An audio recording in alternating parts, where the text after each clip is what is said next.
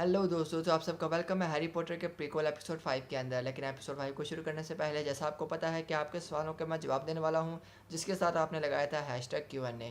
तो चलिए आपके सवालों का जवाब देना शुरू करते हैं। सबसे पहला सवाल है मोहित अक्तस का। Q&A लॉर्ड वोल्डेमॉर्ट ने ज़्यादा तबाही मचाई थी या ग्रिंडेलवाल्ड ने? एंड गेट वेल सोन भाई। थैंक यू भाई अकदस। और आपने पूछा कि वोल्डेमॉर्ट ने तबाही ज़्यादा मचाई कि ग्रिंडेलवाल्ड ने? तो मेरे ख्याल में ग्रिंडेलवाल्ड ने ज़्यादा तबाही मचाई है, क्योंकि वोल्डेमॉर्ट की जो तबाही थी वो सिर्फ एक एरिया के अंदर थी, लेकिन ग्रिंडेलवाल्ड की तबाही पूरे वर्ल्ड के अंदर उसने फैलाई थी, इसलिए उसकी तबाही ज़्यादा बड़ी थी। इसके बाद सवाल है क्लैश विद प्रैंक का। भाई टॉम ने उसकी आंख में देखा तो वो क्यों नहीं मरा? तो भाई इसका पहला आंसर तो यही हो सकता है क्योंकि टॉम उसका मालिक है, और दूसरा उसने शायद डायरेक्ट उसकी आंखों में शायद नहीं देखा होगा, उसकी बॉडी को देखा होगा। अगर आंखों में देखा भी होगा तो वो उसका मालिक है, वो उसको तो कोई नुकसान नहीं पहुंचाएगा अपनी आंखों से। इसके बाद सवाल है यूट्यूब वारवेव का, जिन्होंने पूछा है भाई तुम व्लॉग भी बनाया करो। हाँ भाई, मैंने ये चैनल व्लॉग के लिए ही बनाया था, लेकिन मैंने सोचा पहले थोड़ी सी हैरी पॉटर की वीडियोज़ के साथ इसके थोड़े सब्सक्राइबर बढ़ जाएँ, उसके बाद ब्लॉगिंग को भी स्टार्ट कर देंगे। इसके बाद सवाल है शानू शर्मा का, जिन्होंने पूछा है क्या विज़र्ड की एज मगल से ज़्यादा होती है? जी हाँ, बिल्कुल फ़र्क होता है एज के अंदर। जैसे कि डंबलडोर जिनकी डेथ 120 की एज पे हुई, और उनकी जो तब की एज थी वो हमारे किसी 80 साल के बूढ़े आदमी जितनी है थी। तो थोड़ा फ़र्क होता है, इतना ज़्यादा फ़र्क भी नहीं होता। लेकिन वो मरते नहीं हैं इतनी आसानी से जिस तरह हमारे जो बूढ़े हैं वो मर जाते हैं। इसके बाद सवाल है कुंदा वडेकर का, जिन्होंने पूछा है वेयर डू यू लिव? मैं रहता हूँ लाहौर, पाकिस्तान के अंदर। इसके बाद सवाल पूछा है मुजम्मिल ज़ुबैर ने। उन्होंने बोला है जब वोल्डेमॉर्ट और स्नेप ही बिना झाड़ू के उड़ सकते हैं तो बाकी डार्क विज़र्ड कैसे उड़ते थे? बाकी डार्क विज़र्ड जो हैं वो अपनी ब्रूम के थ्रू उड़ते थे, या आपने फैंटास्टिक बीस्ट के सेकंड ट्रेलर में देखा होगा ग्रिंडेलवाल्ड जो था वो थेस्टर्स के थ्रू उड़ रहा था, उस उन पे गाड़ी में बैठ के। तो इस तरह वो लोग उड़ते हैं, या वो अपनी जो झाड़ू है उसके साथ ही उड़ते हैं। ये सिर्फ ये दो जादूगर थे जो किसी भी फ़्लाइट के बगैर उड़ सकते हैं। इसके बाद सवाल है यश कुमार का, जिन्होंने पूछा है आप इसमें पॉटर फैमिली के बारे में बताएंगे?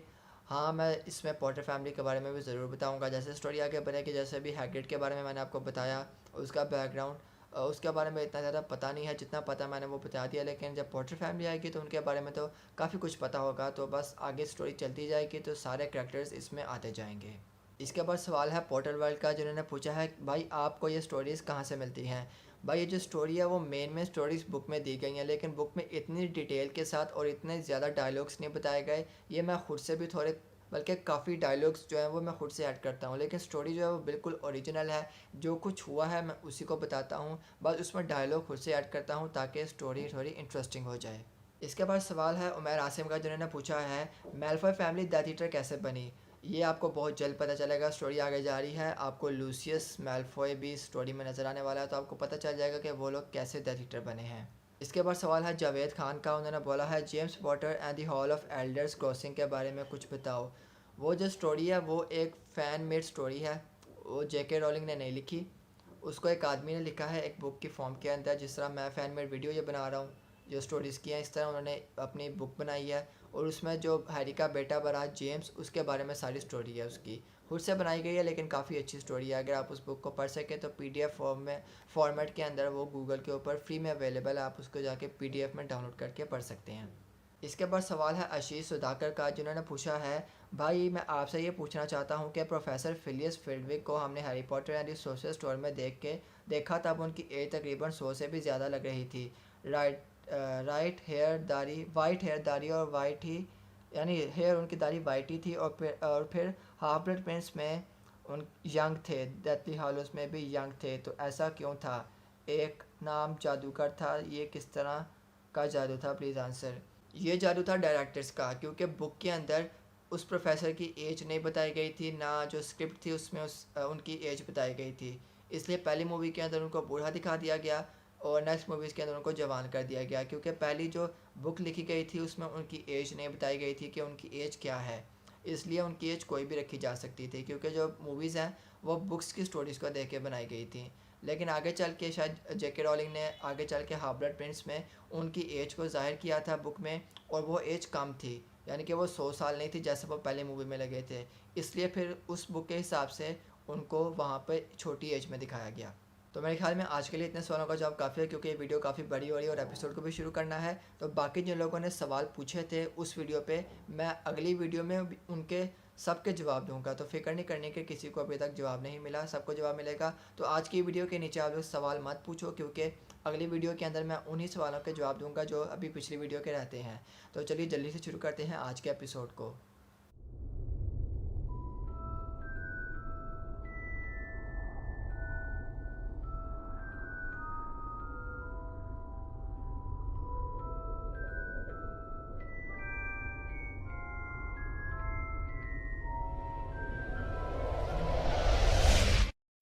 ये ईयर टॉम के लिए काफ़ी अच्छा जा रहा था। उसको हर तरफ से शाबाश मिल रही थी। उसको स्पेशल सर्विसेज फॉर स्कूल के लिए अवार्ड भी दिया गया, क्योंकि उसकी वजह से स्कूल के सारे बच्चों की उस भयानक जानवर से जान बच चुकी थी। और उस भयानक खतरे को लाने वाला रूबियस हैग्रिड भी अब स्कूल से बाहर निकल चुका था। टॉम को अपने अंदर कुछ चेंजेस फील हो रहे थे, जैसे कि उसके सोल के साथ कुछ हो गया हो। वो कुछ परेशान भी था, लेकिन क्योंकि उसे हॉगवर्ट्स की हर छुपी जगह के बारे में पता था, इसलिए उसने अपनी इस हालत के बारे में जानने के लिए एक बुक को सर्च करना शुरू कर दिया।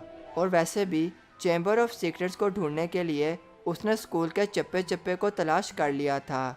और उसे ढूंढते ढूंढते ही उसे रूम ऑफ रिक्वायरमेंट भी मिल चुका था, जहाँ पर हर चीज़ छुपी होती है। टॉम जब उस रूम के अंदर पहुँचा तो उसे एक बुक नज़र आई, जिसको डम्बलडोर ने कुछ ईयर्स पहले हॉगवर्ट्स में बैन कर दिया था।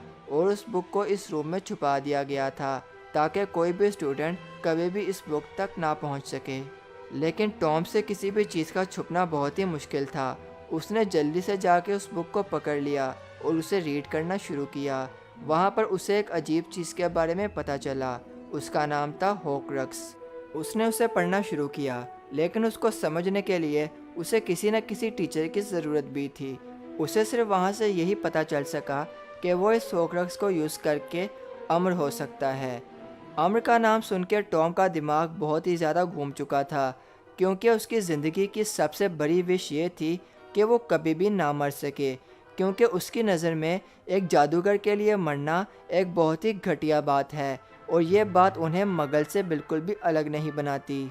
उसने उस बुक को अपने पास संभाल के रख लिया, ताकि उसके अलावा कोई भी इसको यूज़ ना कर सके और वो कभी अमर ना हो सके।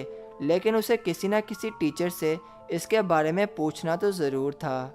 वैसे तो सब टीचर्स ही टॉम के फ़ैन थे और वो उसकी हर बात को मान लेते थे, लेकिन क्योंकि ये एक काला जादू था, इसलिए टॉम ने सोचा कि उसे किसी नागशक्ति के टीचर से ही इस बात को पूछना चाहिए, जो कि टॉम के ऊपर पूरा भरोसा करते हों। और ऐसे एक प्रोफेसर थे भी जो कि टॉम को सबसे बेस्ट समझते थे, और वो थे प्रोफेसर स्लगहॉर्न। प्रोफेसर स्लगहॉर्न ने हमेशा की तरह अपने फेवरेट स्टूडेंट्स को अपने पास पार्टी के लिए बुलाया था, जिनको वो स्लग क्लब का नाम भी देते थे। सब टैलेंटेड स्टूडेंट्स उस टेबल पर बैठे हुए थे, लेकिन उनमें सबसे ज़्यादा कॉन्फिडेंट था टॉम। टॉम के आसपास उसके चमचे भी बैठे थे, जिनको वो सबके सामने अपना दोस्त बोलता था। टॉम ने उनको अपनी आंख के साथ इशारा कर दिया था कि वो लोग उसको छोड़ के ही यहाँ से चले जाएं। जब पार्टी का टाइम ख़त्म हुआ तो प्रोफेसर स्लगहॉर्न ने सब स्टूडेंट्स को बोला कि अब उन्हें अपने कमरों में जाना चाहिए, क्योंकि टॉम ने अपने दोस्तों को पहले ही इशारा कर दिया था, जो कि उसके चमचे थे। वो जल्दी से अपने रूम को छोड़ के वहाँ से चले गए, लेकिन टॉम वहाँ पर ही रुका रहा। कुछ देर टॉम को वहाँ पर खड़े रहने के बाद प्रोफेसर स्लगहॉर्न ने उसे पूछा कि टॉम, तुम अपने रूम में क्यों नहीं गए? क्या तुम्हें कोई काम है? जिस पर टॉम ने बोला, जी सर, लेकिन मैं आपसे वो कैसे पूछूं? मुझे समझ नहीं आ रहा। प्रोफेसर स्लगहॉर्न ने सोचा कि टॉम ने ज़रूर कोई ज़रूरी बात ही करनी होगी, इसलिए उन्होंने उसकी बात को काफ़ी गौर से सुनना चाहा। प्रोफेसर, मैंने एक बुक में एक बहुत ही ख़ास जादू के बारे में पढ़ा है, लेकिन मैं उसके बारे में कुछ भी समझ नहीं पा रहा। मैंने सोचा मैं आपसे आके उसके बारे में क्यों ना पूछूं, क्योंकि आप तो मेरे फेवरेट प्रोफेसर हैं और आपसे ज़्यादा टैलेंटेड प्रोफेसर तो इस पूरे स्कूल में नहीं। प्रोफेसर स्लगहॉर्न अपनी तारीफ़ को सुनने के बाद थोड़ा खुश हुए और उन्होंने पूछा, कौन सा जादू था वो? टॉम ने उनकी तरफ थोड़ा घूर के देखा और बोला, हॉकरक्स। हॉकरक्स था उस जादू का नाम। ये लफ्ज़ सुनने के बाद प्रोफेसर स्लगहॉर्न का रंग उड़ चुका था। वो थोड़े पीले पड़ चुके थे और उन्हें अपने कानों पर यकीन न आया। उन्होंने टॉम से एक बार फिर पूछा, तुमने क्या बोला? टॉम ने एक बार फिर से जवाब दिया, होक्रक्स, यही नाम था उस जादू का जो मैंने उस बुक के अंदर पढ़ा।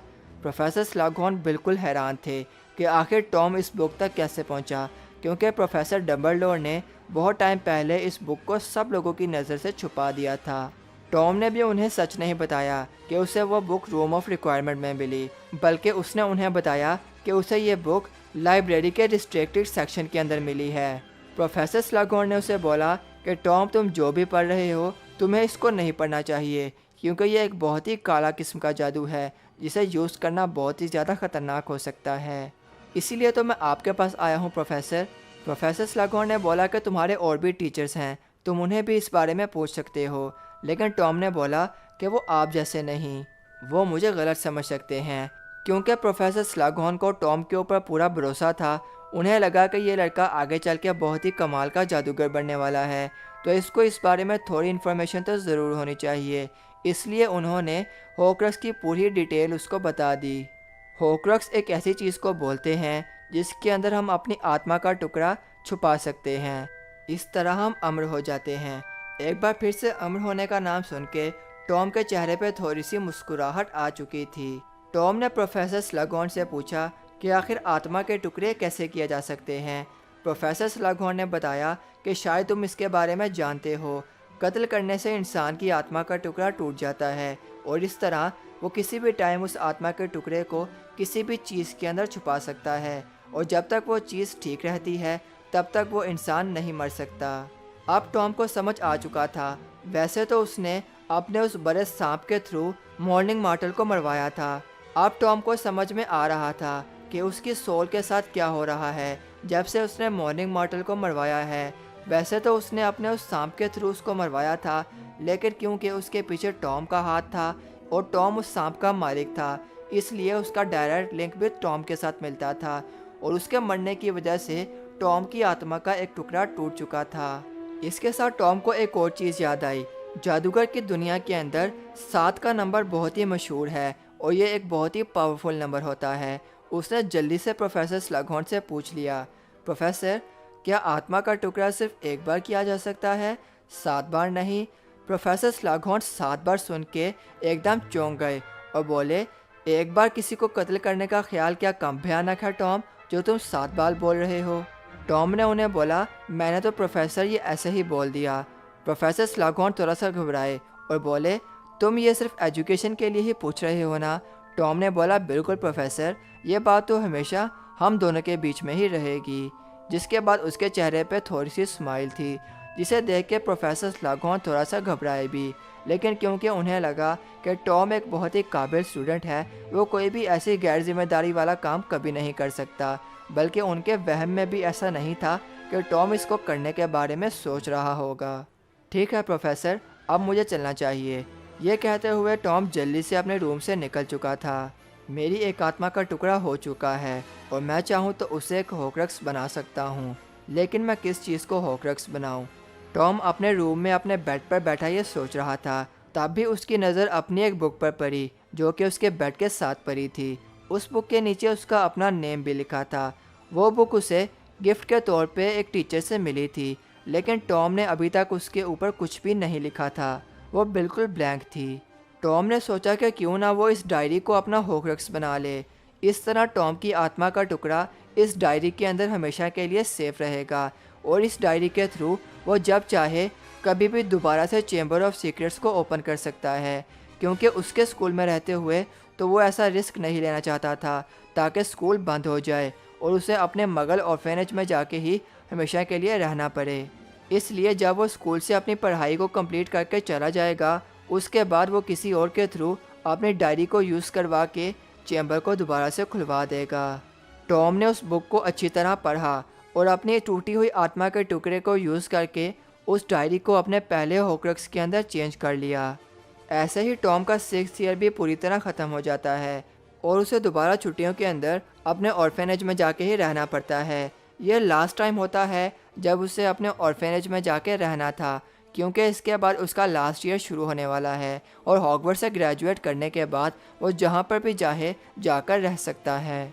लेकिन क्योंकि अब टॉम अपने जादू पे पूरी तरह ग्रिप हासिल कर चुका था, वो जो चाहता वो कर सकता था।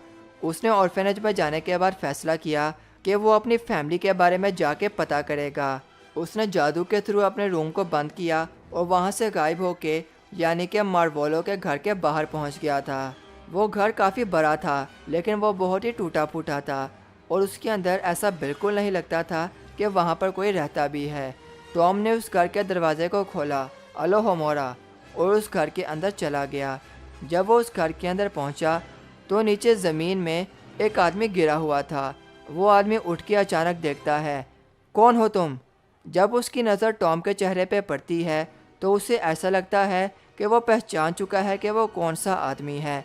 तुम घटिया मगलू, तुम यहाँ कैसे आए? ये बात सुनकर टॉम के चेहरे पे थोड़ा सा गुस्सा आता है। मगलू? मगलू से तुम्हारा क्या मतलब है? और तुम कौन हो? मैं मॉर्फिन गॉन्ट हूँ, मार्वोलो का बेटा। क्योंकि टॉम अपनी अपीयरेंस के अंदर बिल्कुल अपने बाप के जैसा लगता था, इसलिए मॉर्फिन को लग रहा था कि वो टॉम रिडल सीनियर है। शायद आप मुझे गलत समझ रहे हैं मिस्टर मॉर्फिन, मैं वो नहीं, मैं उसका बेटा हूँ, मैं आपका भांजा हूँ और मेरा नाम टॉम नहीं, मेरा नाम वोल्डेमॉर्ट है। इसके बाद टॉम उसे सांपों की भाषा में बात भी करता है, जिसके बाद मॉर्फिन को यकीन हो जाता है कि वो वाकई एक जादूगर है। टॉम उसे अपने बाप के बारे में पूछता है कि वो कहाँ पर रहते थे और अब वो कहाँ पर हैं। मॉर्फिन उसे बोलता है कि जब मैंने उसे आखिरी बार देखा था तो वो एक जगह पर रहता था जहाँ पर उसका बड़ा सा मैंशन भी था, और वहाँ से जाते हुए बोलता है कि मैं उसे नहीं छोड़ूंगा। अपने बाप के घर के बाहर पहुँचने के बाद वो जब अंदर जाता है तो उसे एक बहुत ही हैप्पी फैमिली नज़र आती है। टॉम का बाप और उसके पेरेंट्स यानी कि टॉम के ग्रैंड पेरेंट्स वो सब वहाँ पर बैठे होते हैं और वो टॉम को देख के काफ़ी हैरान होते हैं क्योंकि टॉम बिल्कुल अपने बाप के साथ मिलता है। तो तुम हो टॉम रिडल सीनियर? वो अपने बाप को पूछता है। तुम कौन हो? मैं तुम्हारा बेटा हूँ, उस औरत का बेटा जिसको तुम छोड़ के चले गए थे। ये सुनने के बाद टॉम रिडल सीनियर थोड़ा सा घबरा जाता है और बोलता है, तुम यहाँ क्या करने आए हो? मेरे घर से बाहर निकल जाओ। अभी उसका ये बोलना ही होता है कि टॉम अपनी छड़ी को बाहर निकालता है। वारा के डावरा, एक ग्रीन लाइट सीधा जाके टॉम के बाप को टकराती है और वो वहाँ पर ही मर जाता है। टॉम रिडल सीनियर के पेरेंट्स उसके पास आते हैं लेकिन टॉम को उन पर भी कोई रहम नहीं आता। वो 2 बार बोलता है वारा के डावरा और अपने दोनों ग्रैंड पेरेंट्स को भी हमेशा के लिए ख़त्म कर देता है। अब क्योंकि टॉम को पता था कि उसने 3 लोगों का कत्ल कर दिया है और वो भी जादू के साथ, तो जब मिनिस्ट्री वाले इस बात का पता करने आएंगे तो उनको पता चल जाएगा कि ये किसने किया है। लेकिन इसके लिए भी उसने एक प्लान बना लिया था।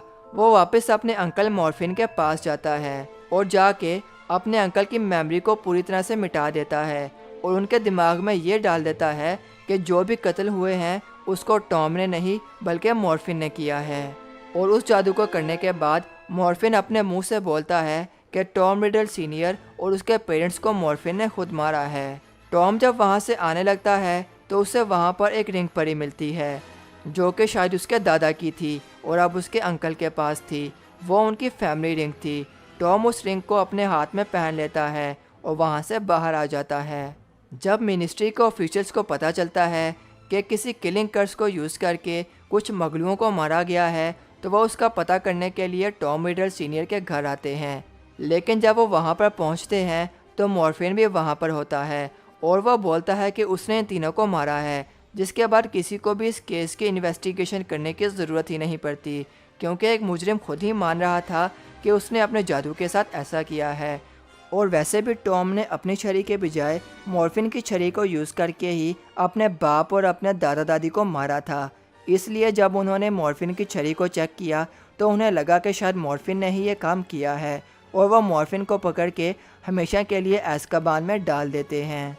और टॉम अपने बाप की मौत का इस्तेमाल करके अपना एक दूसरा होक्रक्स भी बना लेता है जो कि वही रिंग होती है जो उसने अपनी माँ के घर से उठाई थी और इस तरह टॉम का सेकंड होक्रक्स भी बन जाता है।